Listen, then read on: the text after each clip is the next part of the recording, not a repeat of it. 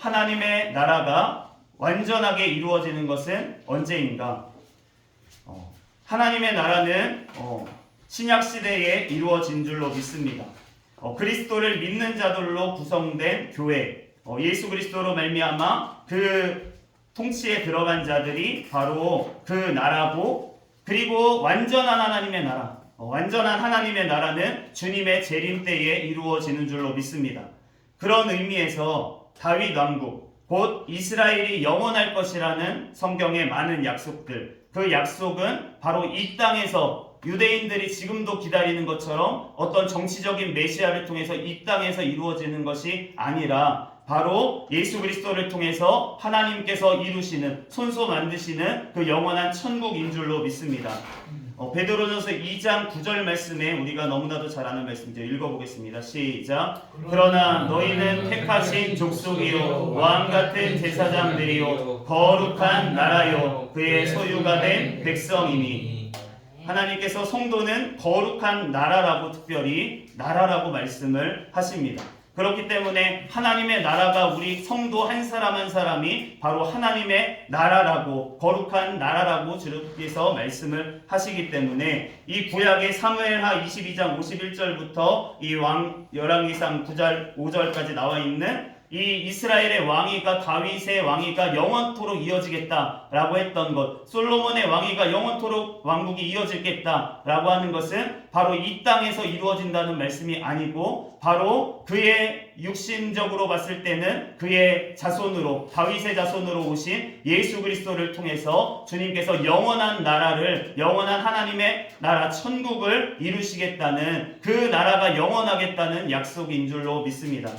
그렇기 때문에 우리가 다니엘서의 7장의 14절에도 나오는 말씀을 한번 같이 읽어보겠습니다. 시작. 그에게 권세와 영광과 나라를 주고 모든 백성과 나라들과 다른 언어를 말하는 모든 자들이 그를 섬기게 하였으니 그의 권세는 소멸되지 아니하는 영원한 권세요 그의 나라는 멸망하지 아니할 것이니라. 아멘. 여기서 말하는 영원한 권세, 영원한 나라를 세우시는 분이 바로 예수 그리스도신 줄로 믿습니다.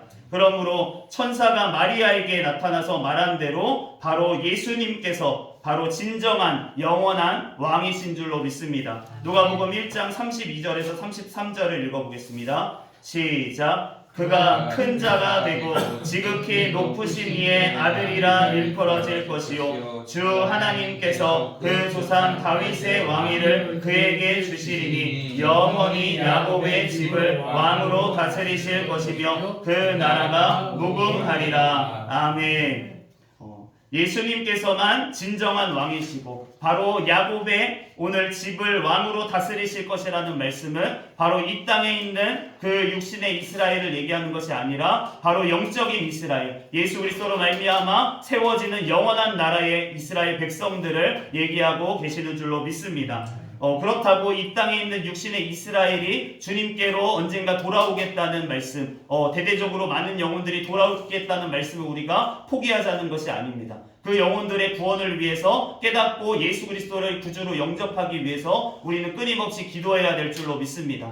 그렇지만 그 유대인 자체가, 예수 그리스도를 믿지도 않는 유대인 자체도 구원받는다고 하는 그러한 말에는 우리는 넘어가서도 안 되고 그러한 자들과 타협해서도 안 될 줄로 믿습니다. 9번, 어떤 의미에서 우리는 이 땅의 어떤 권력자라도 하늘의 영원한 왕권의 수행자로 칭송해서는 안 되는가? 우리가 이 땅의 인간의 역사를 보면, 또 성경에 있는 많은 역사들을 보면 많은 인물들이 나옵니다. 특별히 우리가 존경하는 인물들도 있죠. 다윗과 같이, 또 어떤 분들은 솔로몬의 그러한 영화를 꿈꾸기도 하고 정말 솔로몬의 지혜를 하나님 앞에 구하기도 하고, 우리가 그러한 샘플로 하나님께서 세워주신 이 신앙의 인물들이 있습니다. 그럼에도 불구하고 그들은 예수 그리스도의 모형이고 샘플인 줄로 믿습니다. 그렇기 때문에 영원한 왕이신 분은 하나님밖에 없으시고, 그것은 지금 이 시대에도 마찬가지라는 것이에요. 하나님께서 어떠한 지도자를 세우셔서, 정말 세상의 지도자들을 세우셔서, 아까 전에 아닥사스다 왕이라든지 여러 가지 주님께서 왕들을, 세상 왕들을 통해서도 하나님의 통치를 이루시고 하나님께서 그 왕들도 사용하시는 줄로 믿습니다.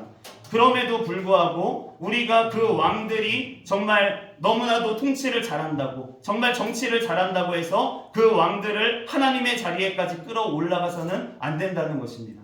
우리의 이 대한민국의 역사를 봤었던 훌륭한 왕들이 너무 대통령들이 있잖아요. 우리 이승만 대통령이라든지 박정희 대통령이라든지 각각의 어떤 대통령마다 자기가 하나님 앞에 너무 크게 쓰임 받았고 우리나라를 이렇게까지 이끌어 오는데 경제적으로, 정치적으로, 좀 영적으로 지도자들을 하신 역할을 하신 분들이, 또 영적인 지도자들이 얼마나 많이 있었습니까? 정말 그 전 세대 우리 많은 소천하신 또 목사님들, 1세대에 우리 선교하셨던 그 기란성 같은 그런 영적인 거장들이 있었기 때문에 사실은 지금의 한국 교회가 존재하는 줄로 믿습니다.